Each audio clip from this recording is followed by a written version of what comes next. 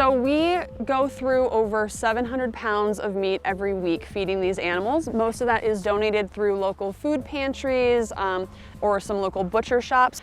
We process all of that and supplement it with a powder that helps to give them what they're not getting from wild game. Primarily we have carnivores here, so it is just a lot of meat, but we've also got a few omnivores who will get vegetables and fruits in their diet as well.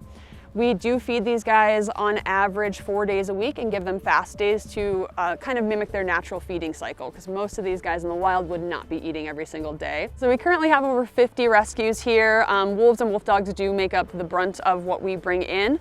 Most of them come from the exotic pet trade or from other facilities that have to shut down, usually due to financial reasons. Per year for your average animal, it's going to be about $10,000 per animal, and we don't have to account for the costs that would be associated with food otherwise because it's donated to us. But that gives you a rough picture of their vet care needs, habitat maintenance, medication. These guys in the wild only live about 5 to 7 years on average, but because of the permanent lifelong care, specialized vet treatment, special diet that we're able to provide them, most of our residents end up living to be 14 or older. When we go through the process of picking what kinds of animals we're going to prioritize, for us, we really want to take those in that have nowhere else to go. So there are some animals out there that could be better suited in a responsible home that has the resources to provide for them and keep them there. We are trying to take in the ones that are not touchable, they're aggressive, they're super fearful, they have a lot of neurological conditions or specialized health needs. Currently, we are pretty close to capacity on the amount of animals that we can care for with how our facility is set up right now. We have a few animals who do need companion pairs, so as we pair them up with either animals who are currently here and single, or we rescue more, because again, we're at 57 animals right now. I would say 60 currently is our capacity of care. With 30 plus seniors in our care, there are definite extreme costs sometimes when we have animals who might need surgery or might need masses removed. Sometimes we have animals who have cancer. We have blood work that we need to do every single year for all 30 of those senior animals. So there's a lot of different costs that are involved with providing care for all 57 of our rescues, especially our 30 plus seniors that we have. Our vet, when he does come out here, we do pay for the cost of him bringing his entire mobile clinic out here. We have the cost of any animal care that he does provide for us while he's here, surgeries, which we are so grateful that we can do a lot of that on site when he does come out to us. So we are currently regulated by the USDA. We have to renew our license yearly currently, and they come out and inspect our facility once a year, make sure that everything is up to code, up to their standards. And we are also currently licensed through New Mexico Game and Fish for our foxes and our coyotes. So those are specific animals that we need different licensing and permits to have at our facility. So we have to upkeep with that every single year as well.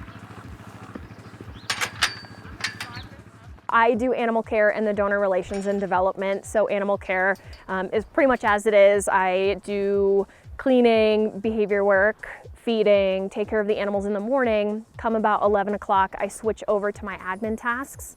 And it's a lot of communicating with our following of supporters, figuring out ways to get them more engaged, figuring out ways to connect with them more, how to get us into classrooms more, and really just kind of being that bridge between the people who follow us and want to know the animals and they want that connection, and then actually helping them get that connection so that they want to stick around and see where we end up. We've really kind of taken a step back from like money solicitations as a primary. We don't want that to be the primary ask of people. We really want people to become invested. So there's been a lot of figuring out how to make us more available to them, be that through virtual tours, virtual classroom engagement, through moving our Howling Reporter newsletter up to quarterly instead of biannual, so that people are seeing more of us.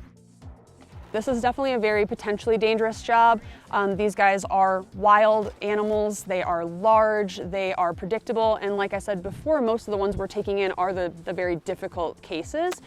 We do go through a lot of specialized training with our staff and our interns here to make sure that we are safe when we're working with them. the biggest part that comes along with that is understanding their body language and their behaviors and how they're communicating to us without words, so that we can be safe when we're handling them or choose not to handle them. I actually knew that I wanted to work with wolves since I was 8 years old. I just didn't at that age know what that looked like. So initially I thought wolf biologist in Yellowstone would be cool. But my first experience working with these guys was in a captive setting when I was 20 years old. And that kind of confirmed that I wanted to do very hands-on rescue work with these animals. So I went into the sanctuary field. And that's kind of been it. I've been doing it for 8 years now, working at various facilities across the country. Not just wolves, I've worked with tigers and lions and primates and reptiles, but wolves have always kind of been near and dear to me. So the biggest differences I've seen from 2017 to now working as a full-time employee here at Wild Spirit has definitely been a rise in our focus on education, outreach, and on making sure that our practices with the animals are in alignment with like industry standards. We're always trying to be the best that we can be and to make sure that we're providing our animals with the care that they deserve. So if there's one thing that I could tell people watching this about Wild Spirit, it is that we are seeking to provide the best quality care that we can for these animals, and we wouldn't be able to do that without the support of people just like them who donate, who come to us to learn about these animals and what they can do to make a difference to those in the wild and in captivity. And something as simple as a like, comment, or share on our social media helps to get the word out about the good work that we're doing here, and that in turn helps the animals.